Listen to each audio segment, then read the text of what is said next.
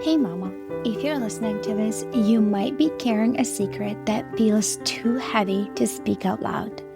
You look like you got it all together, you serve at church, maybe you even lead a Bible study. You smile when you drop off the kids, but no one sees the other side of you, the one that comes out behind closed doors. At home, you are a completely different person. You yell, you explode, you scream at your kids, sometimes in their face. You tell them to shut up. You grab them too harshly. You throw things across the room. You smack them in anger, twist their ears, spank them in rage, and immediately after, you are hit with a tidal wave of shame. You cry alone in your room and you whisper, "God, what is wrong with me?" You feel scared and disgusted by your own reactions. You're terrified that someone might find out. You wonder if your kids would be better off without you. You feel unworthy, broken, and too far gone to be redeemed. You try to fix this on your own. You listen to podcasts, parenting books, download freebies, but nothing changes. You keep falling back into the same patterns, and it feels like you are stuck in a cycle that you can't break. You don't trust yourself anymore, and if you're honest, you are afraid of who you become. But here's the truth, Mama. You are not beyond hope. You're not alone, and with God's help and the right support, you can change. I'm Elizabeth, a mom of 4 and an anger management coach for Christian moms. And inside my Calm Christian Mom coaching program, I guide women just like you through a powerful transformation. This isn't shallow behavior management. We go deep. We address your triggers, your stress, your mindset, your nervous system, and the spiritual root behind your patterns. We invite God into every layer and walk hand in hand towards healing. In just 12 weeks, you can become a completely different mom, unrecognizable. One who leads with patience, not panic. One whose children feel emotionally safe around her. One who cultivates peace. This summer, I'm offering a Calm Mama strategy session, a powerful 15-minute one-on-one coaching session designed to help you uncover the root of your anger and receive spiritual, emotional, and practical support. It's your chance to experience what coaching is like with me before diving deeper into ongoing support. If we both feel like the full program is the next right step, we can talk about what that looks like for you. You don't have to keep living like this. Your family is worth healing, and so are you. Use the link in the show notes to book the Calm Mama strategy session.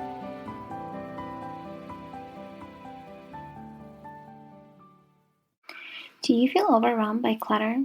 Does it stress you out? Does it cause you anxiety and remind you of all the unfinished tasks that you need to do?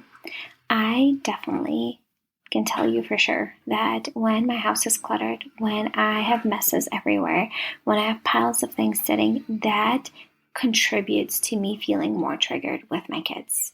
It's this subconscious thing. I see this clutter sitting around, makes me think that I have all these things that I still need to do, which I do, and it's a great reminder of that.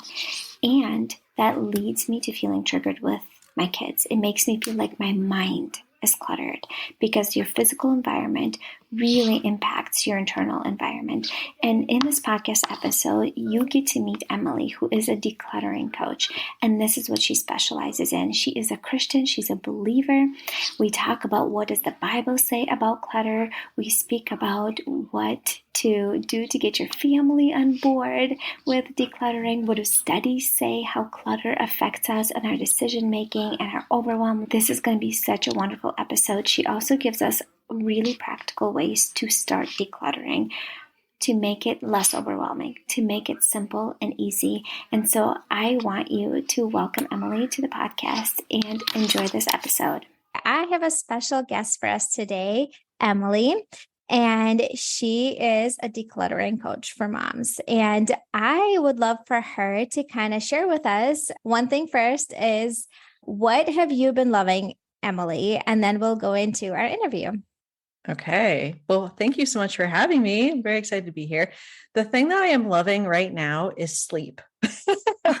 My husband has been off and I have been taking full advantage by actually sleeping in, and my kids have been sleeping in. It's like amazing. I don't want it to end. And I have been taking a daily walk, and I have noticed such a difference in my mood and demeanor just getting a little bit of extra sleep. So that has been my focus really for the past couple weeks. And when my husband goes back to work in a couple weeks, I'm going to be really sad. Oh, But I'm going to yeah. still keep with the daily walks. And then I think instead of working out before my kids wake up, which was what I did for years, I feel like that's going to help support my well-being a little bit better to just kind of do a walk. I love sleep. I'm not a night owl, and I honestly am not a real morning person either. But I choose to get up a little bit before my kids in the mornings. I need at least half an hour, just so I can feel like a little bit ahead of the day, and I can have some peace and silence before the reality of life and multiple kids comes in. But sleep is so crucial for our moods. Like, very, very important. And I teach on this to my clients and my listeners all the time. Like, sleep is so crucial in order for us to have emotion, like more energy for emotional regulation, because that takes energy. And yes, when I'm sleep deprived, I'm not a very nice mom. Like, not a very nice Yeah. mom. So, yeah. And I think many of us can relate with that, especially if we're highly sensitive. And you told me that you are. Yep. And you and I are both highly sensitive. And when you're a highly sensitive person, you are even more sensitive to lack of sleep. You need that sleep. So, thank you for sharing that. I think many moms can relate to it. I would love for you to share a little bit about yourself, your journey, and how did you get where you are today, because you have this amazing podcast called Moms Overcoming Overwhelm. And it's about decluttering and simplifying and creating a life that supports you. So tell us, how did you get here?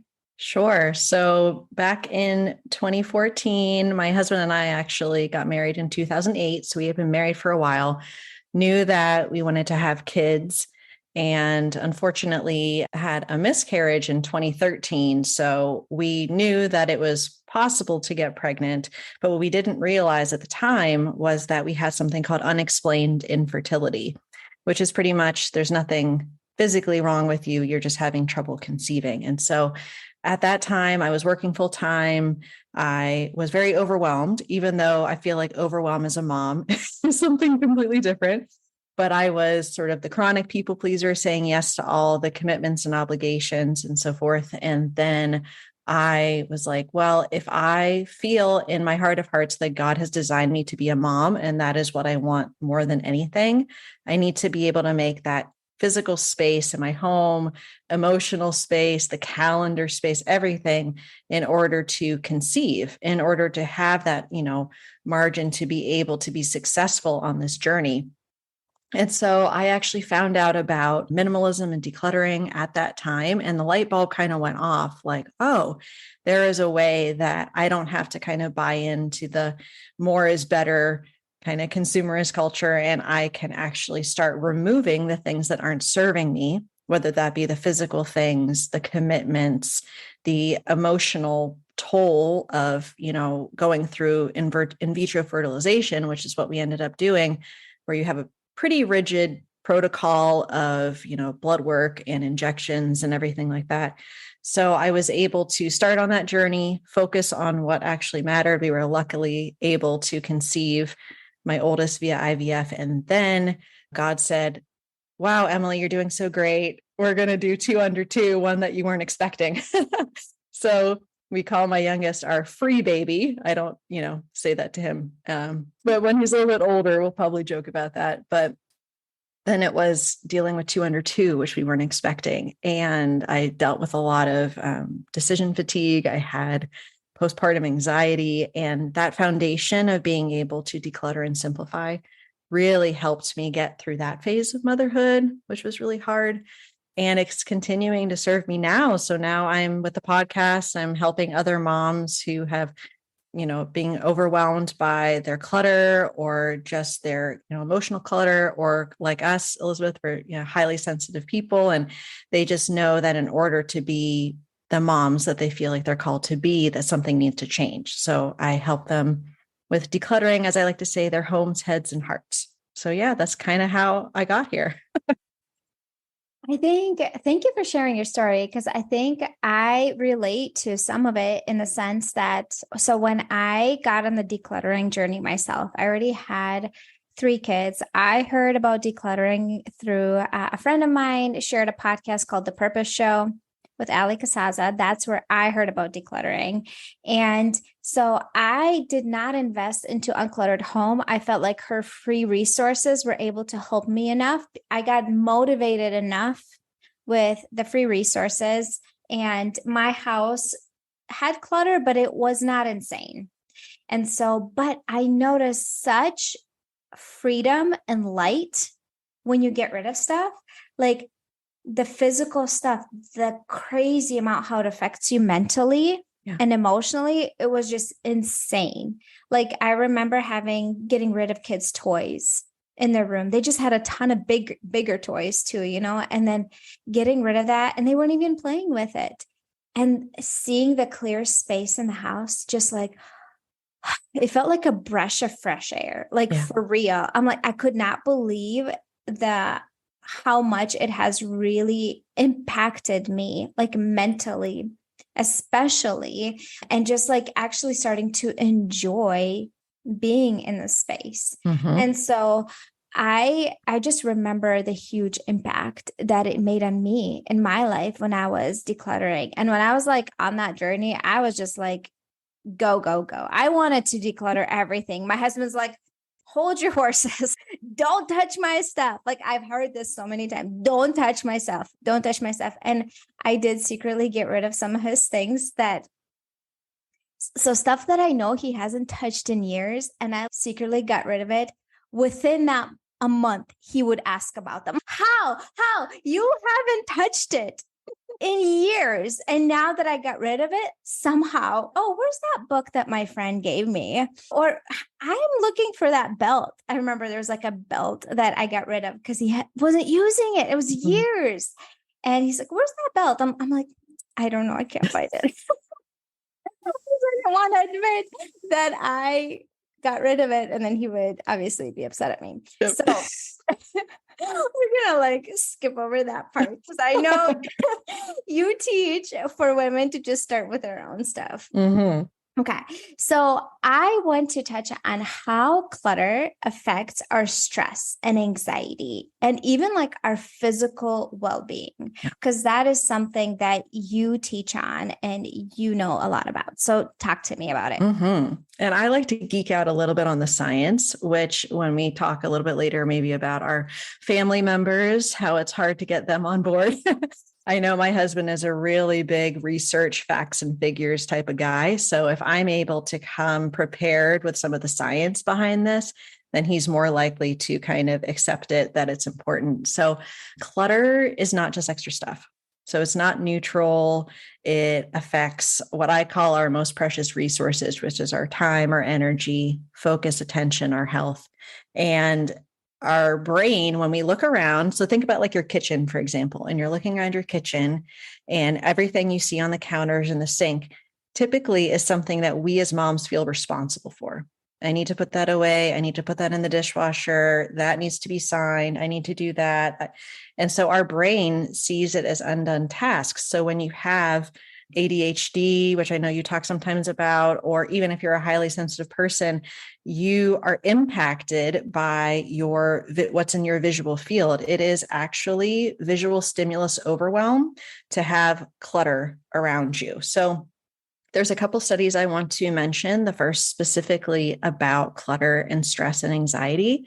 And this is from 2010, where the researchers went with these couples around their home, and the women were working. So these were working women and then their husbands. And so going around, and if the women described their home as cluttered, disorganized, unfinished, they had higher cortisol levels, higher stress hormone levels than the women that were describing their homes as, cozy or comfortable, relaxing, et cetera. And the interesting thing is that these women also had a harder transition from work to home.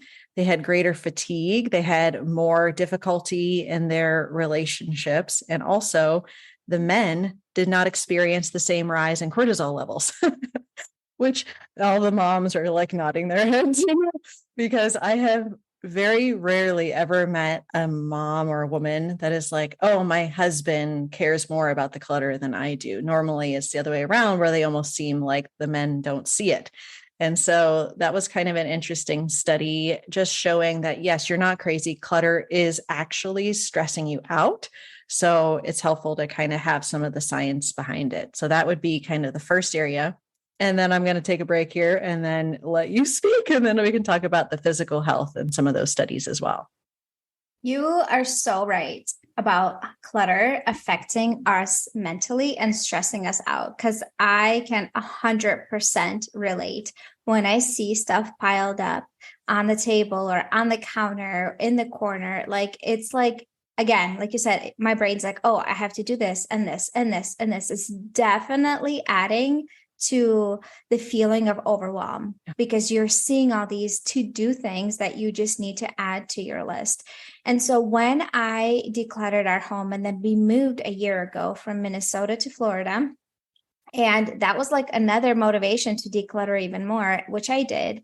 And so I still have a few clutter places in my home right now, but like our big space, our kitchen and our living room and dining room has just the bare minimum: the rug, the couch, the table, the little table next to the couch, and one throw blanket, two throw pillows, and literally that's it. And it's so easy to clean up because there's barely anything there. Yeah. And like in the dining room, it's just the dining room chairs, the dining room table, and like a flower in the middle of the table. And that's it. I've intentionally gotten rid of stuff. Even if you remove it out of your sight and put it in the closet or something, even that, just you don't see it and it doesn't stress you out as much. But I can so relate 100% to when I see clutter. I remember visiting a friend's house, and she has 3 boys, and I came into her house and they have a lot of toys all over the house. There's clutter everywhere.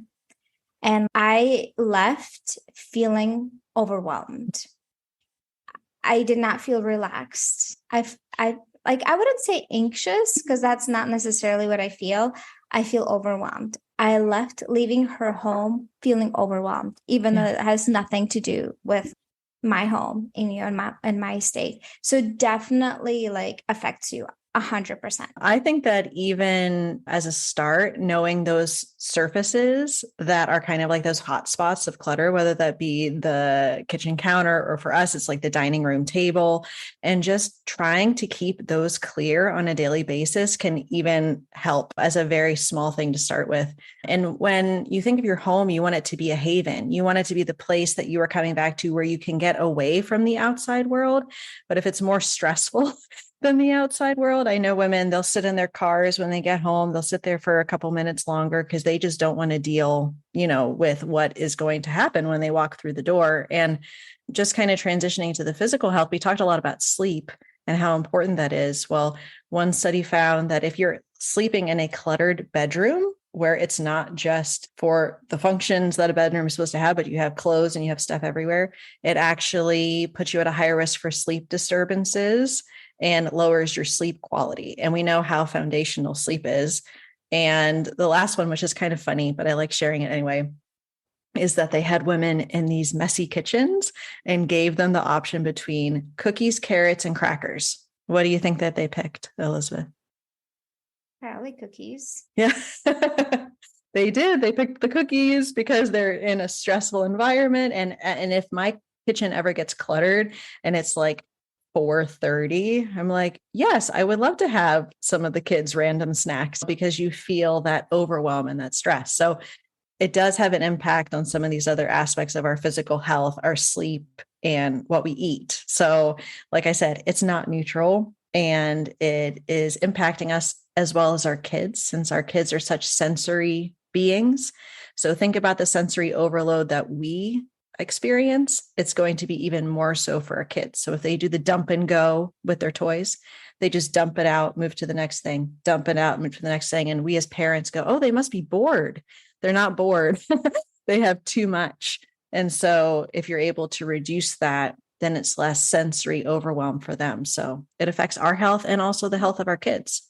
Yes. And I want to add to when you said like sensory overwhelmed, I can attest to, and I'm sure all of you relate, when the kids' room is really messy and you send them over there and you say, go clean your room, and they don't. They either get distracted or they just like resist you.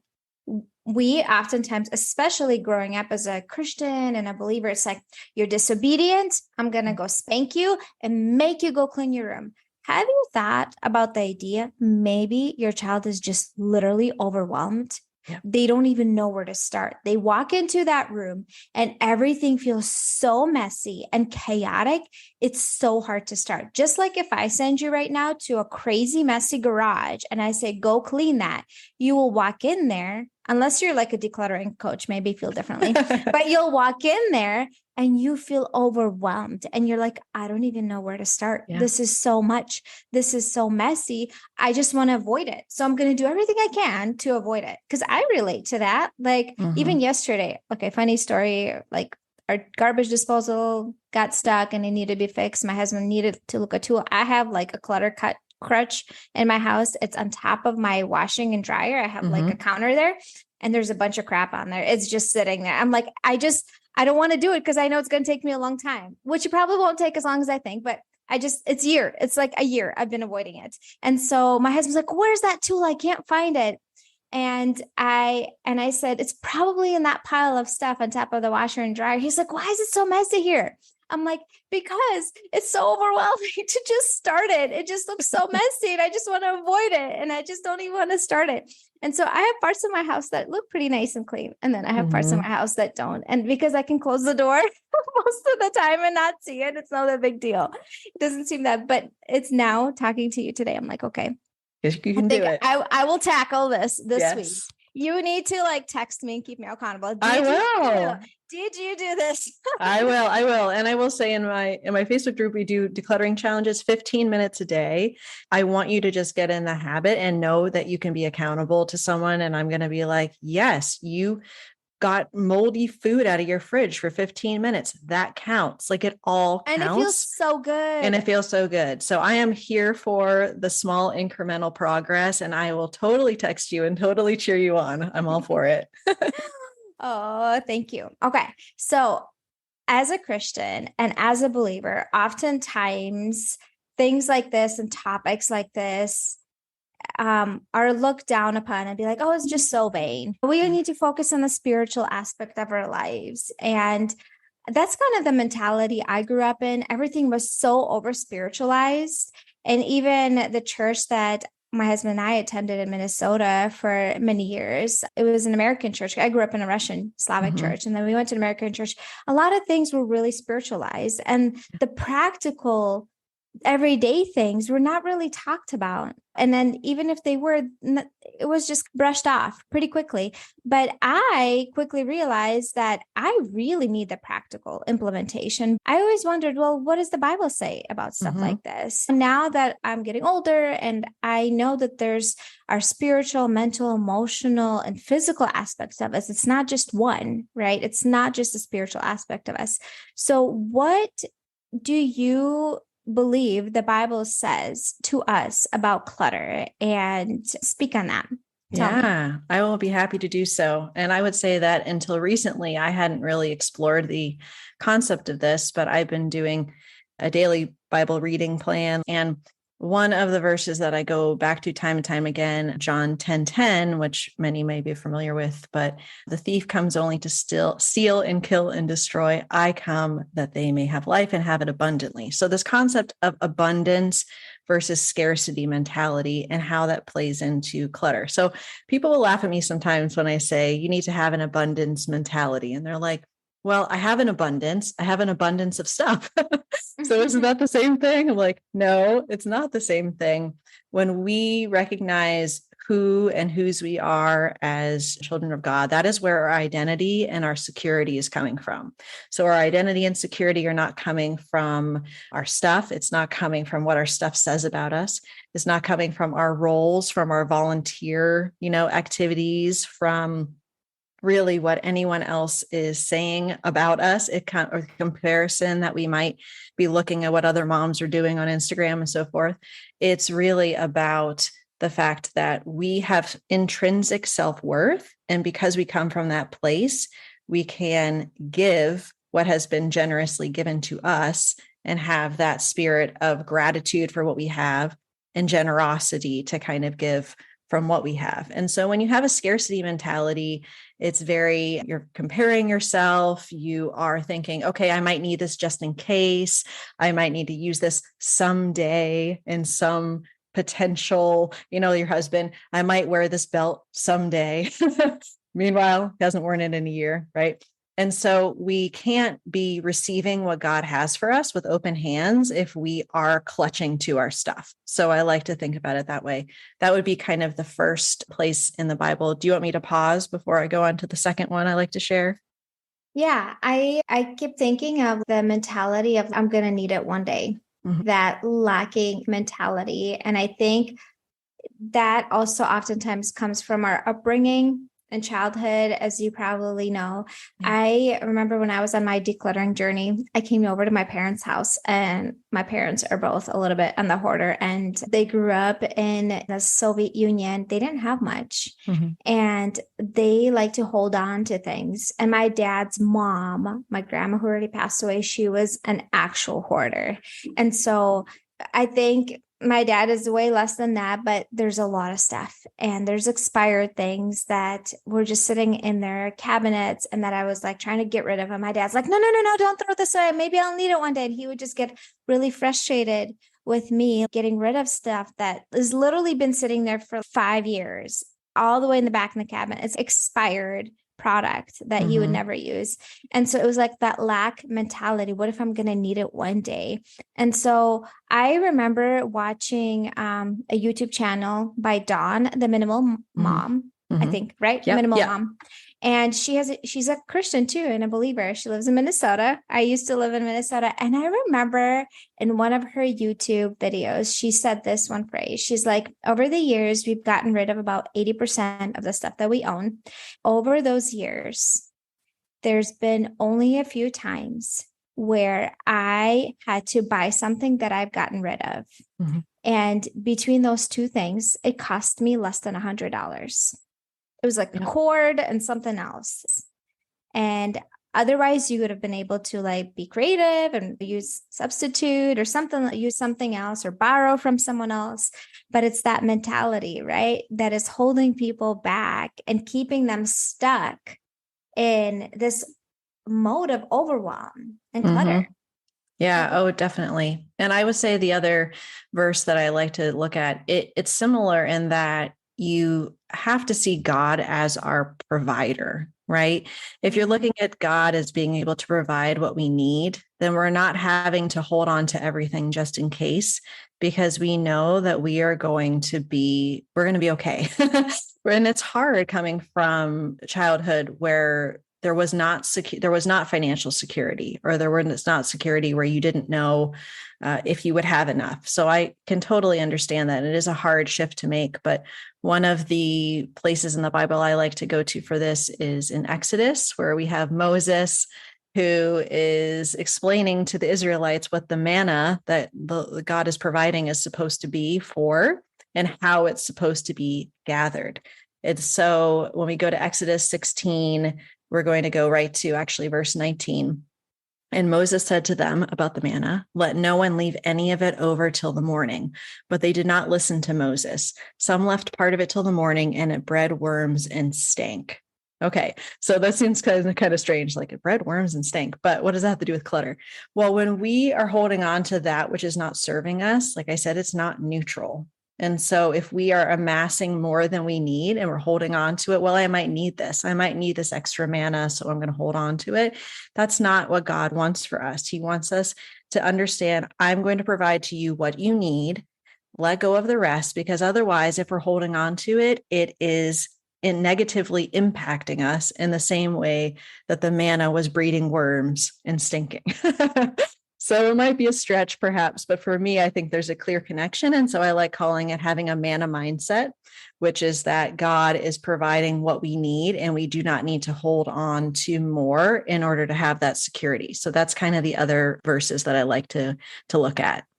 I love that. I love that analogy and just that mentality that God will provide what we need. And I think that is so right on point. So thank you for sharing that. Yeah. I wanted you to say, well, most women probably that are listening to this are like, I'm so busy. I'm so busy all the time. I don't have time to declutter. Like, I know it. I get it. I probably should. I see that it's stressing me out, but like, it just feels so overwhelming to even think about starting. Like, I just feel so busy all the time. I don't have time for it. What would you say to that mom?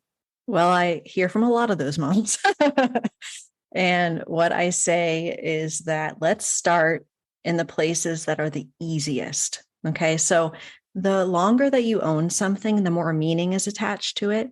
And that is very difficult to let go when you have all of these memories and things attached to it. So we do not want to start with the most sentimental grandmother's family heirloom, the onesie that you brought your child home from the hospital in. We're not starting with that stuff. Okay. We're starting in our car, which is interesting because it's not even your house, right?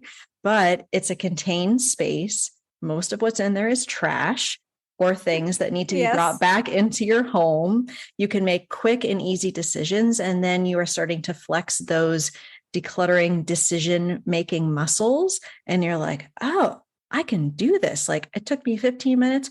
My car is actually enjoyable to drive in. I'm going to move on to the bathroom and I'm going to take the moldy makeup and the expired medication and the half bottles of I don't even remember what this is. And I'm going to get rid of those. And wow, I can find things in the medicine cabinet now.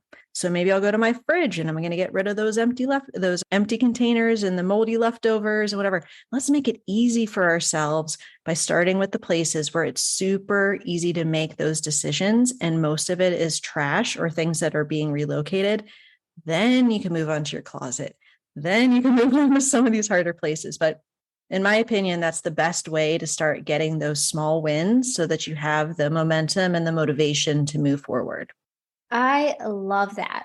And I've never heard anybody say start with your car. I've heard people talk about starting in your bathroom or in your kitchen counters or even like your nightstand. Yeah. That's another good place too. And all of them are great, but I've never heard anybody say start with your car. And I think that is really amazing because, like you said, it's a contained space. It's out of your house. Most of the stuff in there, especially with if you have kids, Yes. which you do if you're listening to the show, has trash. Mm-hmm. And, you know, okay, let me tell you this. For a long time, my kids would not eat in the car. It was just not a thing that we did. And in the last year, I think when we were driving from Minnesota to Florida, because we were driving, like I had a 1-year-old in the car, like I had a bunch of kids and I just needed them quiet.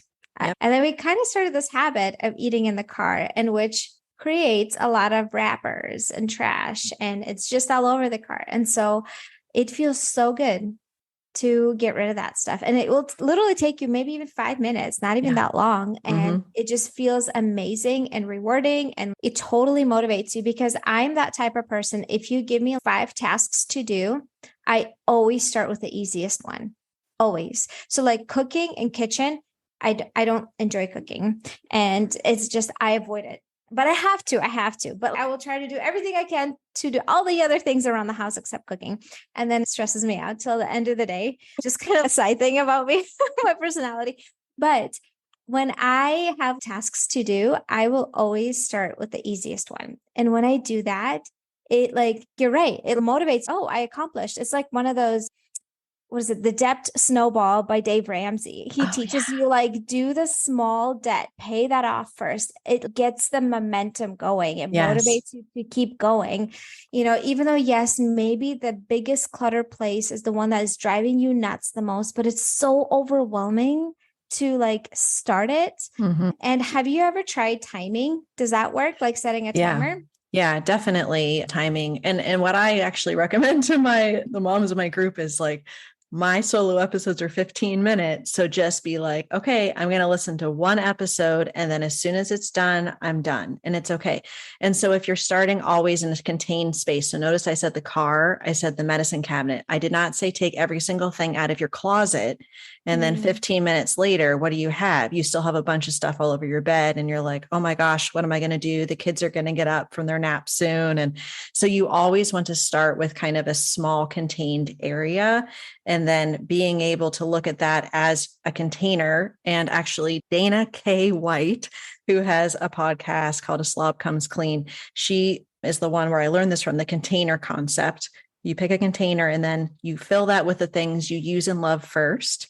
Anything that doesn't fit gets to be donated or thrown away. So a bookshelf is a good example of a container, a drawer, the medicine cabinet. And so that way you're not like, oh, I did 15 minutes and there's stuff everywhere. You can actually handle that and get the whole task accomplished within that 15 minutes. So that's why I think it's very powerful to work in small spurts like that. And it feels so manageable Yeah. and doable. So if you're really struggling with decluttering, go head over Yeah. to Emily's podcast. It's gonna I know that for me, listening to shows that talk or even watching YouTube videos or anything that has to do with decluttering, it really gets me motivated. It's one of those things you're like, well, how do I start? How do I start? Listen to stuff that's going to motivate you to start, or watch a YouTube video of somebody decluttering while you're decluttering or something. It really what you consume affects you. So if you're consuming content, consume content that's actually motivating you and inspiring you to do something versus just sit on your butt and scroll, through Instagram reels or something like that. It's actually inspiring and motivating. So I would totally have you go over to Emily's podcast. Go check it out. Moms Overcoming Overwhelm. What a great name. I love it. Thank you. Thank you so much. Okay. So what about family members? Yes. That if you have a spouse like my husband, don't touch my stuff, don't touch my stuff, or your kids that don't want to let go of things. I know that one of the things that usually most decluttering coaches teach, not to declutter other people's stuff behind their back, or even don't even touch their stuff. Most of the people say respect their space, don't touch your husband's stuff, don't touch your kids' stuff. Talk to them about it, but don't do stuff behind their back, because it will lead to frustrations and rupture in relationship. Because I wouldn't want anybody to get rid of my stuff. Yeah. Even if I haven't touched it for a year or two, don't touch my stuff. And so talk to me if you have a husband that's not on board, because I know there's moms that are listening here. They're my spouse is no way. Yeah, I would say that the first question I always get is, where do I start? And the second question is, how do I get my family on board? So I'm very used to answering this, but you're right in the fact that we always want to be setting the example. And so we're starting with our own stuff first. Number one, end of story. And so hopefully when you are setting that example, your family is seeing some positive changes in you. And especially with what you teach, Elizabeth, just sort of in your emotional regulation, in your mood, in your demeanor, how you're interacting with them. And so when we're saying on board, it's important that we differentiate between being on board and them being so gung-ho, they're going to go ahead and declutter everything they own. That's not realistic. That's not what we're going for. We want to just make sure that they understand why it is important to us and what we're doing, and that our spouses can support us in that journey. And if my life is any indication, I started this back in 2014. Now my husband comes to me constantly with things that he wants to declutter. And I always am just offering hey, I'm going to post some things to my Buy Nothing group, or, hey, I'm doing a Goodwill drop off. Do you have anything? So it's been a process though. I think what we talked about at the beginning about the science behind clutter, what the Bible has to say, the biblical mandate, I guess you could say, for living a clutter-free, simpler life. You have to look at what is important to you and then be able to really understand that in order to articulate that clearly to your spouse. So I'm not going to go bug my husband when he's, playing a video game and be like, this house is a mess and I'm sick of it and I can't take it anymore. That's not going to be a productive conversation. So first, we're clear on our why and how it is affecting us and our kids. And then you want to think about their reasoning style. So like I said, my husband's very facts, figures, research oriented. Maybe someone else's husband really loves experiences. So we can look at, well, if we have less stuff, we have more money and margin and bandwidth to go on trips or to be able to do things that are fun with our family. You have to think about what they're going to care about most. Maybe it's finances, saving money, right? So if you are not buying as much stuff, you're saving money. So it depends on their reasoning style. And then you want to figure out when you and he hopefully are going to be the most receptive to a conversation. So for me, that will not be the 2 weeks before my cycle where I tend to be very sensitive. And I want it to be more when I am more open to getting feedback from him, because you will be getting feedback, right? So when are you most receptive? What time of day? Figuring out what works for him. And then when you're actually having that conversation, talking about why it's important. I'm feeling stressed. I'm really struggling here. I feel like this clutter is stressing me out. I feel overwhelmed all the time. It's affecting how I interact with you. It's affecting how I interact with our kids. I'm really trying to declutter and simplify because I feel like I am not the mom I want to be. And so I was wondering if you could give me some feedback and guidance on whether, maybe I could take an hour while you take the kids to the park.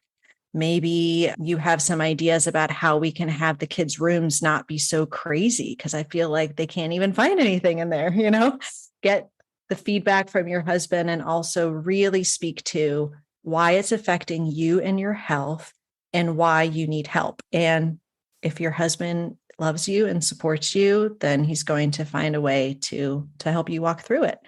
And then he's like, wow, this is amazing. This is actually a really good thing. And hopefully he will start doing it for his own stuff too. Yes, I love that. I love that you teach the approach of like in a respectful way to come along, versus just like demanding, like, this is what I want. This is what we have to do. Cause that never goes well. Right. Everybody gets defensive when someone, tries to have a conversation with them like that. And one of the biggest things I noticed is the amount of time I had after I decluttered, how much more time I had. Like legit, that seemed like the biggest thing that improved was just like time for me. I felt like I had more time to get stuff done because my house wouldn't get as messy as much. It was easy for me to clean up. It was easy for my kids to clean up. It didn't take so long. And I felt like I had a lot more time. And honestly, part of the reason I started this business was so I first started decluttering stuff that I learned from Ali Casaza. And then I bought her course on Burden. And it was just kind of decluttering my life in a sense, like my days, my time, being more intentional with how I spend my time and creating more rhythms and routines in your days that like support you.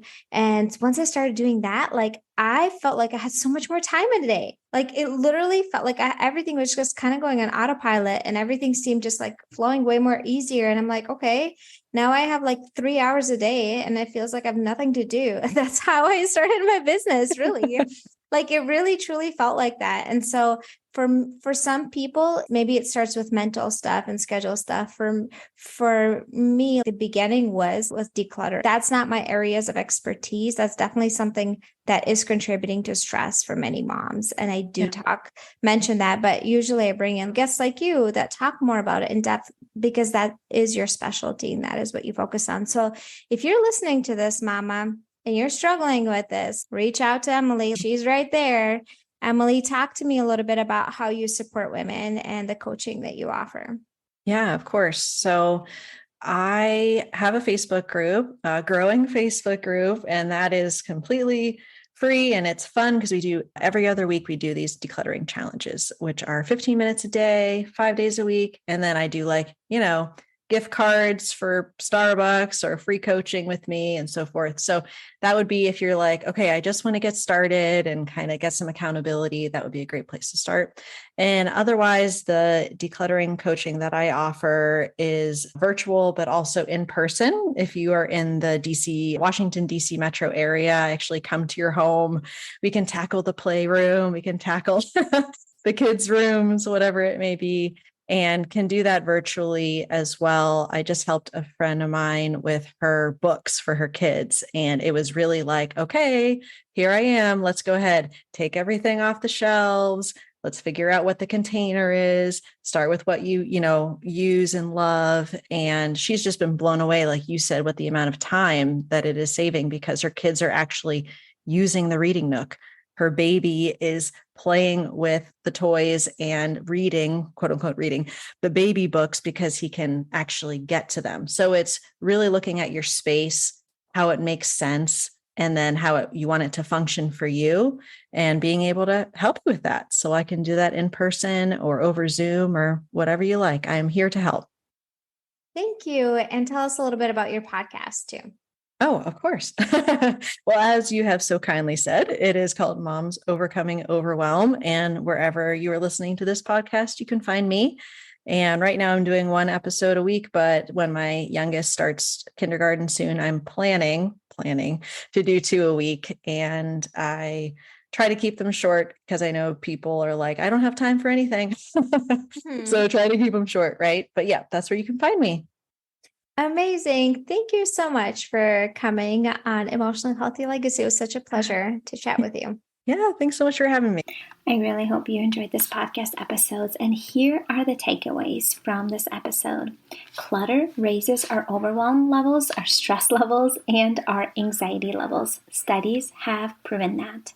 Clutter can also lead to you making poor choices in the moment. For example, eating cookies because you're stressed out because your environment feels cluttered. Number 3, Jesus came to bring us abundance, and we need to shift to abundant mentality instead of scarcity. Oh, what if I need this one day? God is our provider, and He has everything we need. Number 4, start decluttering in an easy contained space. For example, your car, a medicine cabinet, a bookshelf, a fridge. It is contained space. It feels less overwhelming, and set a timer for 15 minutes. And number 5, to get your family on board, help them understand what you are doing and why you are doing. And maybe even find videos about what clutter and explaining to them what clutter does to us and how it makes us feel. And it's going to be much easier to get your family on board. And also, give them patience. Give them patience. It takes a little bit of time for others to see the effects of it. And once you start with your space, they will see how it's impacting them as well. I want to share with you something. I want to share with you a favorite Amazon product. And it is something that I use daily, and it is a stress relieving tea. So I will link it in the show notes. It's a yogi tea. It's like 6 different boxes, different types of teas for bedtime, for calming, for relaxing, for stress relief. And one of my favorite ones is the lavender stress relief tea, and it's amazing. It's awesome, and I drink it throughout the day. I actually enjoy that one the most, but I will share with you the link with the tea that I drink on a regular basis. And if you join my coaching program, you also get a gift that gets delivered to your house, a gift package with like a new journal and pens and a candle and pampering stuff, and also tea to release and reduce stress. My friend, thank you so much for showing up here. I am so glad that you were here, and I hope you found this episode helpful. And if you have, share it with a couple friends. Just text it to them.